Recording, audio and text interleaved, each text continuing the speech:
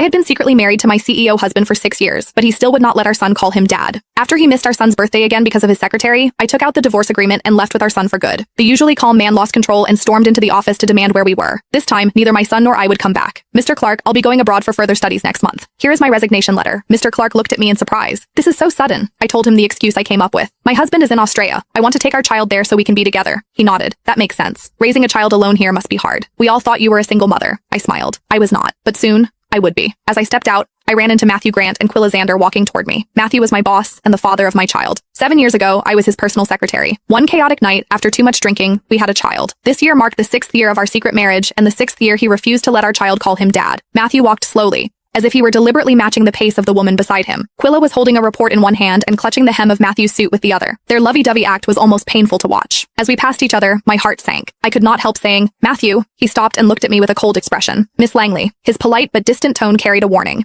It was a reminder that this was the office. He was communicating that he was my boss and I was his employee. I understood what he meant and buried the feelings I had already been suppressing. "Mr. Grant." Matthew gave a small nod and kept walking, as if I were a stranger. I laughed bitterly at myself and swallowed the words about my resignation. He would not care anyway. My phone lit up. It was a message from my son on his smartwatch. "Mom, will Dad come home for my birthday?" I froze for a moment and instinctively looked back. I saw Matthew leaning down to speak gently to Quilla. Someone passed by and he instinctively shielded her. His eyes were full of tenderness. I suppressed the ache in my chest and texted Matthew. "Today is Tyler's birthday. Are you free tonight?" Across the hall, I saw him check his phone. Less than 3 seconds later, he put it down without a change in expression. As I looked at the unanswered message, I laughed bitterly at myself. I thought, "Whitney, get a grip. You should have known he would never love you. What were you even expecting?" I put my phone back in my pocket, took a deep breath, and walked away. I thought, "Matthew, soon you'll be free." After leaving the office, I went straight to Tyler's kindergarten to pick him up. As soon as he saw me, he said, "Mom, today's my birthday. Will Dad celebrate with me?" On the crowded street, my eyes filled with tears. "Your dad?" Before I could finish, my phone buzzed. Matthew had finally replied. "I'm free. I'll come home." A rush of joy hit me. I nodded eagerly. "Tyler, don't worry. Your dad will come home today." Tyler clapped and jumped into my arms, thrilled. After 6 years of marriage, this was the first time Matthew had agreed to celebrate Tyler's birthday. That night, I prepared a full meal, and Tyler finished his homework early.